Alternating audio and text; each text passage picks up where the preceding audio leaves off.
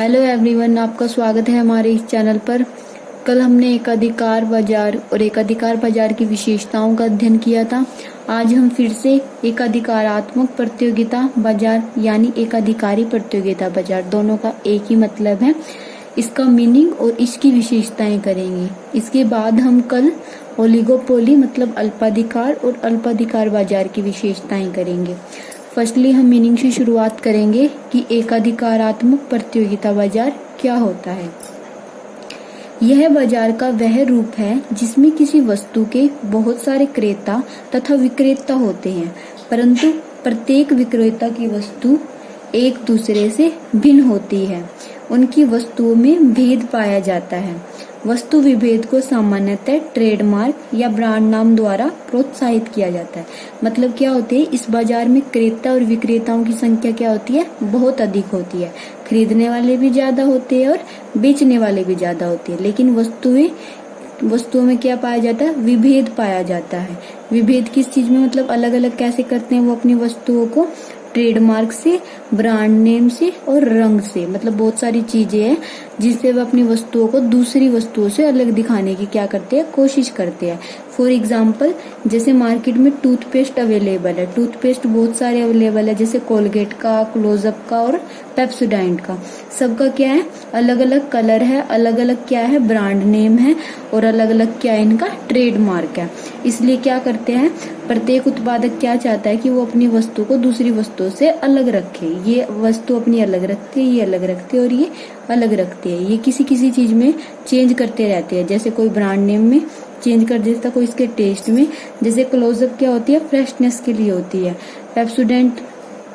Pepsodent का use किसी और चीज के लिए करते हैं। एक आती है सेंसोडाइंट, सेंसोडाइंट क्या होते हैं, ठंडा या गर्म लगने के लिए होती है।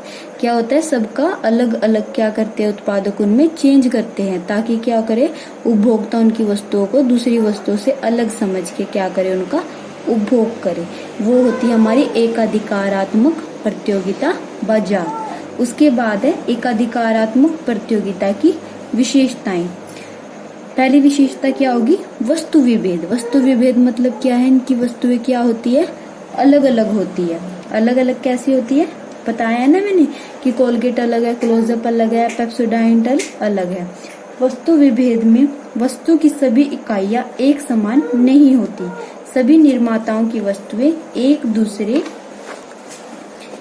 की स्थापना होती है, परंतु एक सी नहीं होती। देखो, जैसे कोलगेट की जगह हम पेप्सोडेंट का भी यूज कर सकते हैं, सेंसोडाइंट का भी यूज कर सकते हैं। मतलब टूथपेस्ट हम कोई सी भी यूज कर सकते हैं। मतलब ये क्या, एक दूसरे की स्थापना है, परंतु एक सी नहीं होती। लेकिन सबकी क्या क्वालिटी, ट्रेडमार्क, ब्रांड नेम क्या है, अलग अलग है। प्रत्येक वस्तु दूसरी वस्तु से क्या है, अलग है। प्रत्येक निर्माता यह प्रयास करता है कि उसके द्वारा निर्मित वस्तु अन्य वस्तु से अलग रहे। कैसे, क्यों अलग रहे, जैसे सेंसोडाइंट वाले क्या करते हैं, कुछ ना कुछ ऐसा चेंज करते रहते हैं हर प्रोडक्ट में कि मतलब उनकी वस्तु दूसरी वस्तु से अलग रहे। जैसे सेंसोडाइंट में ठंडा गर्म का कर देंगे, क्लोजअप में फ्रेशनेस का कर देंगे ऐड। तो क्या करते हैं, वो इस तरीके से कुछ फीचर ऐड कर देते हैं, उनमें कुछ अपनी विशेषता अलग रख देते हैं, जिनसे क्या उनकी वस्तु दूसरी वस्तु से अलग रहे। उसके बाद हमारा सेकंड पॉइंट में क्या है, फर्मों के प्रवेश और निकास की स्वतंत्रता। इस बाजार में बहुत सारे क्रेता होते हैं, बहुत सारे विक्रेता होते हैं। कोई भी उत्पादक चाहे जब चाहे इस बाजार में आके उत्पादन कर सकता है और जब चाहे उत्पादन करना बंद कर सकता है। उसी तरह क्रेता जब चाहे किसी भी वस्तु का क्या कर सकता है, उपभोग कर सकता है और किसी भी वस्तु का चाहे तो उपभोग ना भी करे। मतलब उसकी मर्जी है। उपभोक्ता की क्या होती है, इच्छा होगी तो वो क्या करेगा, उस वस्तु को उपभोग करेगा, नहीं तो उसके पास बाजार में बहुत सारे क्या होते हैं, विकल्प होते हैं। जैसे अगर उसे कोलगेट अच्छी नहीं लग रही तो पेप्सोडेंट भी खरीद सकता है, पतंजलि की भी खरीद सकता है। उसके बाद बहुत सारे विकल्प क्या है, अवेलेबल है। थर्ड पॉइंट क्या है, बड़ी संख्या में फर्में। क्या होती है, बहुत सारी फर्में होती है। एकाधिकार प्रतियोगिता की महत्वपूर्ण विशेषता यह है कि इसके अंतर्गत अपेक्षाकृत बड़ी संख्या में फर्में होती है। बहुत सारी क्या होती है, फर्में होती है। जैसे टूथपेस्ट की बहुत सारी अलग अलग फर्में हैं, सेंसोडाइंट की अलग है, कोलगेट की अलग है, पेप्सोडेंट की अलग है। सारी फर्में बड़ी बड़ी होती है और बड़ी बड़ी मात्रा में क्या करती है, ये उत्पादन करती है। उसके बाद थर्ड पॉइंट हो गया कंप्लीट। उसके बाद है फोर्थ पॉइंट में क्या है, कीमत पर कुछ प्रभाव का मतलब क्या होता है, अगर चाहे तो उत्पादक अपनी वस्तु की मांग को बढ़ा भी सकता है और मांग को चाहे घटा भी सकता है। तो क्या कर सकता है वो, प्राइस कम करके वस्तु की मांग को क्या कर सकता है, बढ़ा सकता है, और प्राइस ज्यादा करके वस्तु की मांग को क्या कर सकता है, घटा सकता है। मतलब कीमत पर उसका क्या है, कुछ प्रभाव होता है, जिससे वो वस्तु की मांग को घटा भी सकता है और वस्तु की मांग को क्या है, बढ़ा भी सकता है।